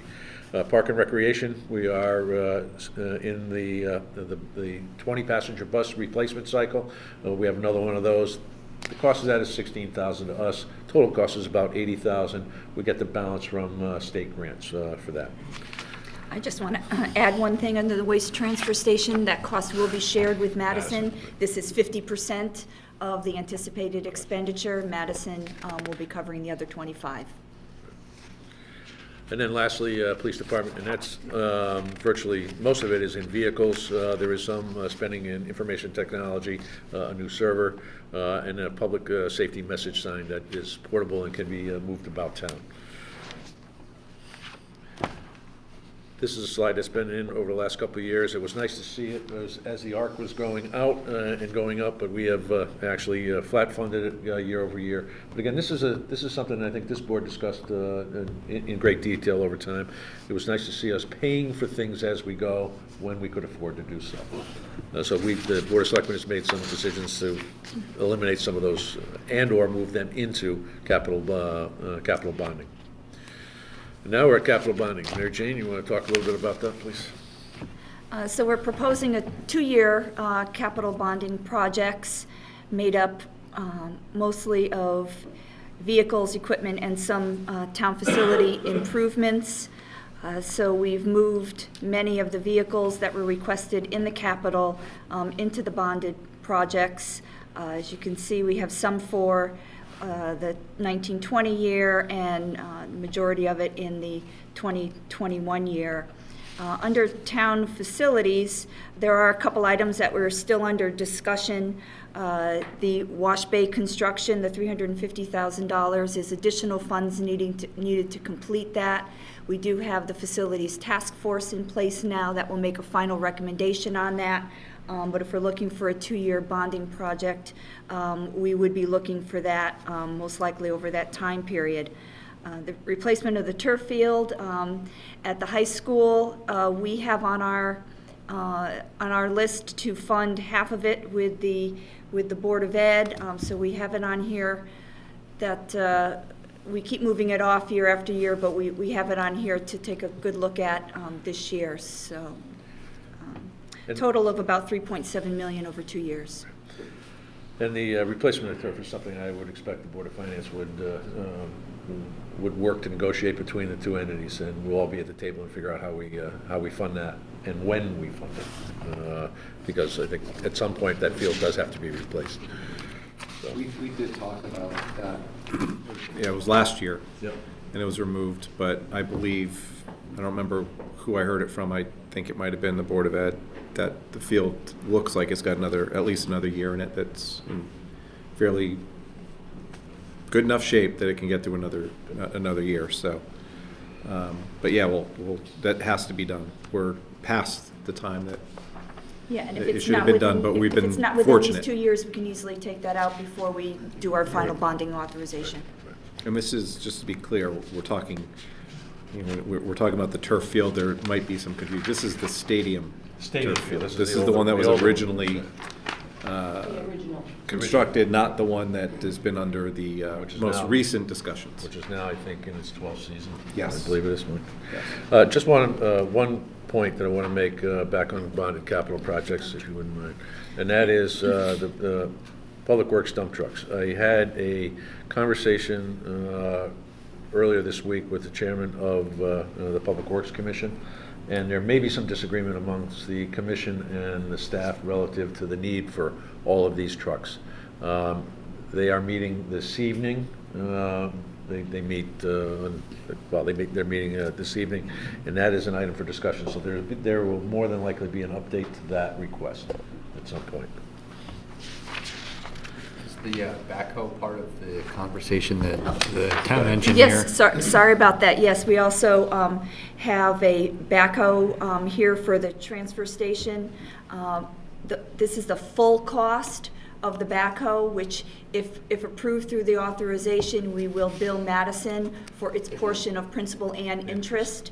But they do have a backhoe right now that was a hand-me-down from Public Works, and it's been identified each year since I've been here, not that it's been a long time, this is my third budget, but it's been identified as a need, and we've put that off. So working with Madison and our new town engineer, we have put that back on the radars here and added it to our bonding project, but again, it would be reimbursed from Madison for half the cost. All right. The other side of the equation is the operating revenue, and as you can see here, we've made some changes, particularly in local revenue, and owing to the realities of and also the discussions we've had with the Board of Finance on interest income, based on the rising interest rates over the last 18 to 24 months. We're comfortable at estimating about $425,000 in interest income, which is a significant increase over last year at 80. Building permits is up based on the activity out in the field, and that's largely the result. That's a department level forecast, knowing what's on the drawing board and what will be available to us. The fire department has seen a drop off in some of their billing based on some of the new Medicare rules. Delinquent taxes and interest. This is largely the result of looking at past performance and our outstanding collectibles, and we think we can raise that by $100,000. Knowing fully well that doing so will impact our ability to build the surplus at the end of each year, and realizing that in order to maintain an unassigned fund balance level of 8%, 9%, whatever the number is, we need to add to that every year as the budget goes up. So, but we think that that's a more accurate reflection of what we're going to collect. And then other local revenues is up nominally. The assumption we've made here, because the governor doesn't make his budget presentation until next Wednesday, is that we're going to receive flat funding over what we've gotten this year. That'll be a collective decision, I think, that'll need to be made as we get into early March. Whether we'll know anything more definitively at that point, I would doubt. We'll have the governor's budget. We'll have the legislature's reaction to the governor's budget. But we've maintained flat funding for. Right, and I just want to note that that's flat funding based on what we expect to receive in fiscal 19, not what we budgeted. Right. And this is just a further breakdown. I won't bore you to tears of this. You can do this at your leisure in terms of the estimated state grant revenues. And then the components of the debt service. This is one community, and we have one vote. But this is where, as we talked a little bit earlier, the new high school now accounts for nearly 50% of our bonded our debt retirement costs. And again, I mentioned earlier, next year, this is not the last year of the increases. We've got one more coming. It is slightly less than this year's increase. It too should be offset by some premiums that we have from some of our bond sales. And you'll see that the reserves applied are the premiums that we've been able to apply.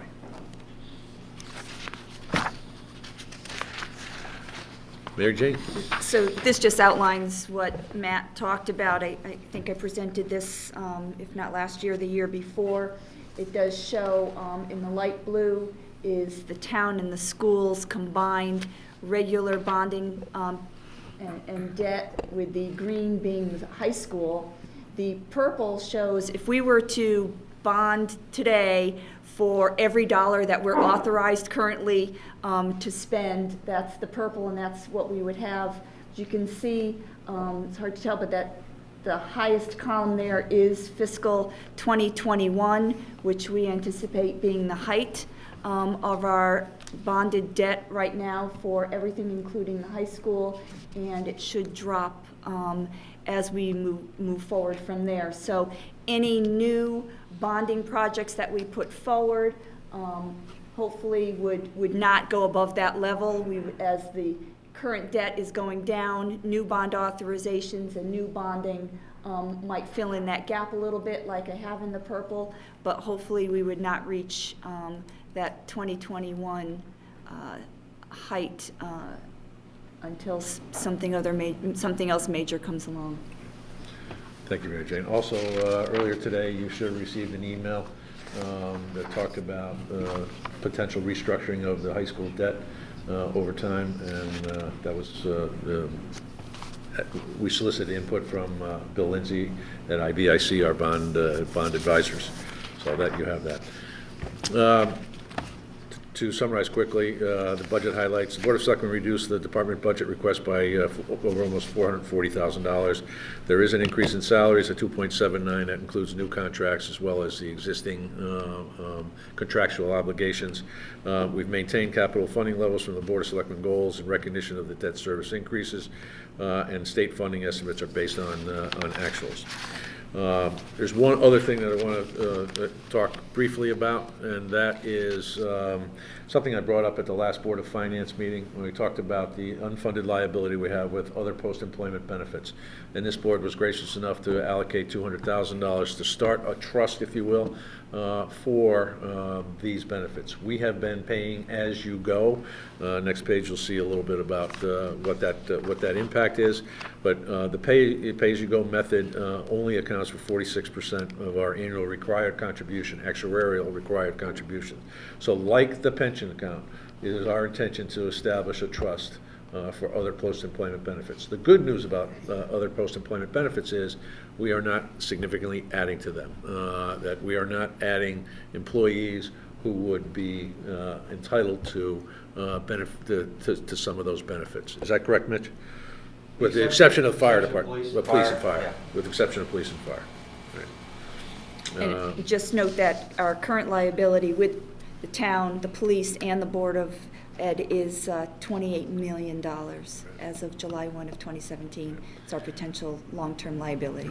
And as I talked about at the January Board of Finance meeting, I would like this board to consider, owing to discussions we had about the appropriate timing to do these kind of things, to consider using some of the surplus in the medical fund, medical account fund, to provide additional seed money to this OPEB trust or plan.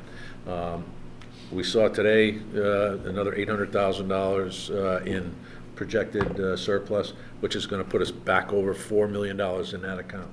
So I would urge the board to make a substantial contribution to the OPEB benefits, and it will pay benefits over the long term. And that's just a chart describing what we're paying versus what we should be paying.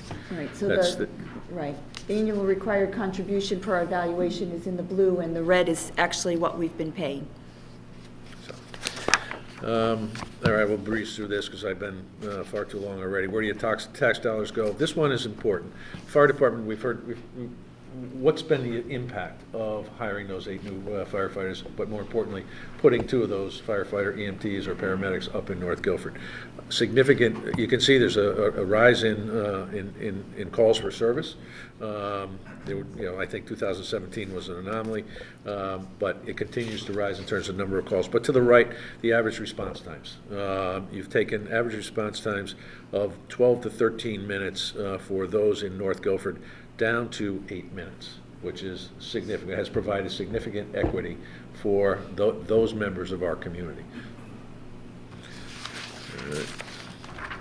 And then quickly, police department, and these are just some of the data behind what they do on a daily basis.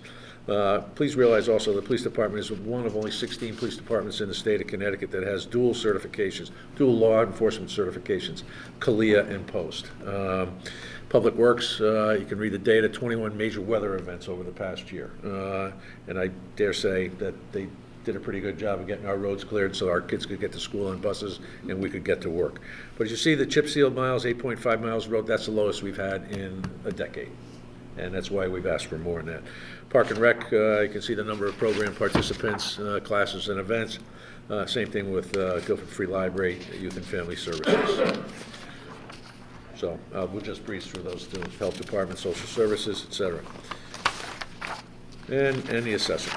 So with that, does anybody have any questions needs immediate attention? Or I would encourage you, if you have questions as you go through the materials, you don't necessarily have to wait until the public hearing to ask those. We'd be happy to provide answers as you come upon the questions, because I think that gives us a chance to be better prepared, and may also impact some of your thinking ahead of the hearing. Thank you. Well done. Thank you.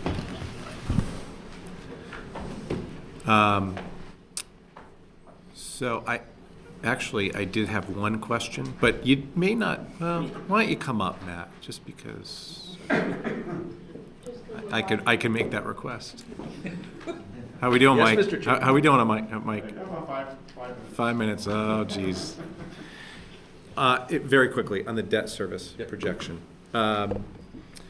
Do we, I know that there's sometimes there's a fourth color, and that's if the bonding, if it gets authorized in this upcoming, how does that affect it? Do we know for a fact that that's not going to do anything that goes over that line? Because we're at a point where opportunities for new debt with no budgetary impact is that line. So if we add anything new based on if we authorize, or the town authorizes, the voters authorize, more bonding. So we have authorized but unissued, but there's, planned, just for this year. I'm just wondering how that affects. Is there a way of adding another item just to see what anything new that gets approved for this upcoming fiscal year? We certainly can, but keep in mind, approving them through the referendum this year does not mean we spend the money right away. Right. It's over 2 years. Sometimes it takes us longer to even spend that. We've historically spent the money and then reimbursed ourselves through bonding. So Is it possible to predict that? yes, How we would fund. We can put a color in there for if we were to bond everything, but also keep in mind that it takes us a couple of years before we start making those payments. Right. By the time we bond for the money, we have a small interest payment the first year, the second year is a little bit more. It takes 3 or 4 years before we see any impact. That graph is already down more than the new bonding authorizations between the board and the town would make up. If we were to be so bold as to assume that you were going to approve what has been presented here this evening, we can come up with a set of assumptions that says we anticipate bonding this amount this year, this amount this year, and this amount the next year. So we need to have a common set of assumptions in order to make that graph look, have any reasonability to it. So we could certainly come up with. Right, and keep in mind that purple is assuming every dollar we currently have unissued is authorized immediately. Which is not common to. We typically don't spend them all, but we spend a substantial portion. There's over $1 million for open space, for instance, that there's no plan to use at this point. So that's included in the numbers, just one instance. Yeah, I'm just. 2025 is one particular year, just looking at the chart where the high school comes off, or not comes off, but it starts going down. Right. But then there's a bit of a spike because it's unauthorized. Again, that's an assumption that we today bond for everything. Yes. Right. Mm-hmm. Okay. But anything we authorize through this budget season would put that bump off another 2 years. Right. So whatever the next 2 columns are. We'll take a whack at some of those. We can certainly add that in. Just for And assumptions. we'll outline what those assumptions are. Because I have the Board of Education's authorizations as well. Yes. So. As they stand, we'll say as they stand today, just for viewing purposes, review. That's fine. Certainly, no problem. Thank you. Thank you. Anything else? Is there anything else for? Before we get up? Okay. I would repeat what I said about the Board of Education, but we've been a part of all this with the workshops and seeing the numbers, seeing the department presentations, capital. And so we'll have plenty of time to review all of this and provide or get our questions together. As Matt mentioned, we should provide any questions directly to them if there's anything up front. I would just encourage, if we could, that if we do ask any questions, that we would all be copied in on the questions and make sure Tracy's copied in for FOIA. Okay. Item number 9 is committee reports, building permits. Anything to report on that? There's not much right now. Item number 10, old business. We're tired. Getting there anyway. Actually, I did have a couple of items for old business, but they've been answered. So I'm not going to bring them up. There were some questions about the OPEB that I had, and there was one other that was addressed tonight, so I'm not going to bring that up under old business. Anything under new business? I do want to mention, if I could, if there's still time on the tape. 30 seconds. The dates, Tuesday, March 5th is the Board of Finance public budget hearing. Then we will have Thursday, March 7th, our workshop number 1, and if needed, Monday, March 11th, will be a second workshop if needed. Last year, we did need it because of the weather. So sometimes it's not negotiations, it's about the weather. So, other than that, trying so hard.